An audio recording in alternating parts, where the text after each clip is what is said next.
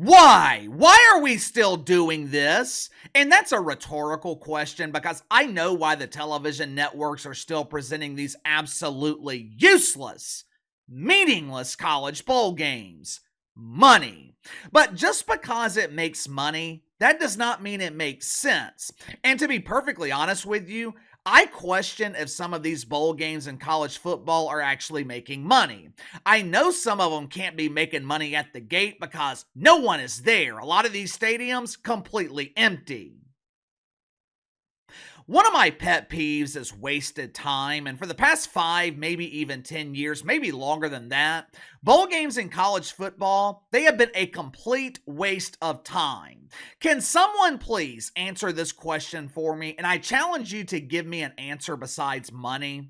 In the year of our Lord 2024, why do we have 45 postseason bowl games? 45 games. That is 90 teams. Who wants to watch South Alabama and Western Michigan in the Salute to Veterans Bowl?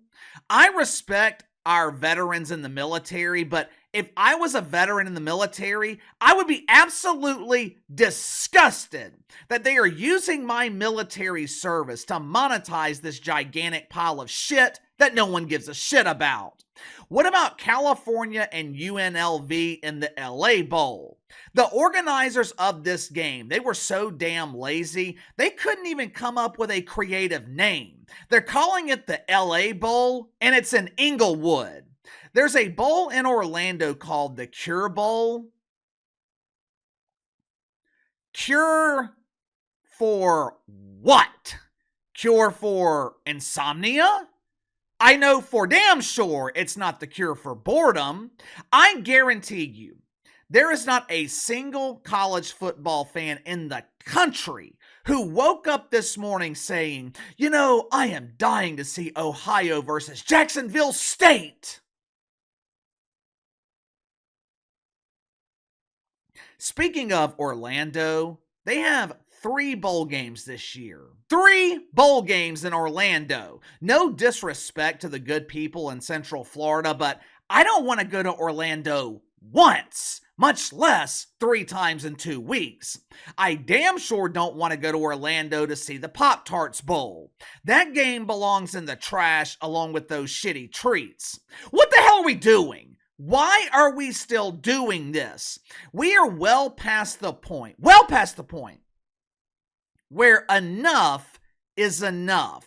We are well past the point where significant changes are needed in college football. And to their credit, they seem to be heading in this direction. Same direction that I suggested over 5 years ago in one of the first videos that I uploaded on my main channel.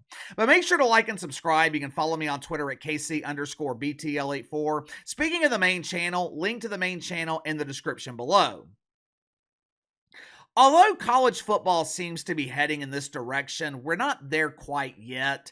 In my opinion, they should take the top 50 programs in the country. And when I say top 50, I'm not talking about those doofus preseason rankings. Get rid of the rankings altogether. Rankings are completely useless. They mean nothing. Take the top 50 programs in the country, spread them across the Power 5 conferences, 10 teams per conference, 5 teams per division. Set up your regular season schedule similar to how the NFL does it, where there are no cupcake teams on the schedule. There is no opportunity for Alabama to play Woke U, no opportunity for LSU to play Butt Bongo University. Your 10 division winners make the playoffs, and maybe you have 2 wildcard teams. There is no doofus committee selecting teams to make the playoffs. There is no ranking system. Everything is determined on the field. But KC, what about the Cinderella stories? What about teams like SMU? They would get left behind. Yeah. Exactly. SMU is a nice story. No one cares. But like I said, it seems like college football is heading in this direction. I thought this past season in college football was the best season in years. I watched more college football this season than I have in the past 5, maybe 6 years. Hell, I thought college was better than the NFL this season.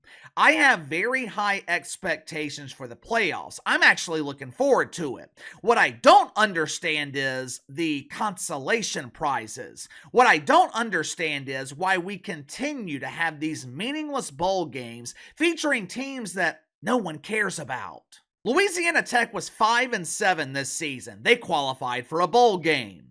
Well, KC, that's because Marshall dropped out. Yeah, you know why Marshall dropped out? Lack of interest. There was a mass exodus of players after their final game of the season. Those kids, they were rushing to fill out applications at McDonald's rather than wasting their time playing in the Independence Bowl. Times have changed. Hell, in college football, times changed long ago. This is not 1995 when it actually meant something to play in the Citrus Bowl or the Outback Bowl, the Gator Bowl. It means absolutely nothing to be invited to the 68 Ventures Bowl. You would generate more interest if you changed the number to 69 and took the players to a strip club and filmed it for reality TV.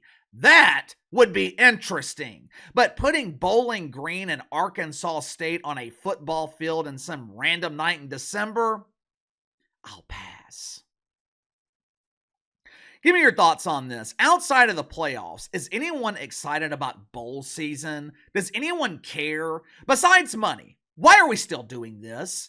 I'm sure some of you guys will say the players need the experience, but half of these players, they are transferring. They're not going to be there next season anyway.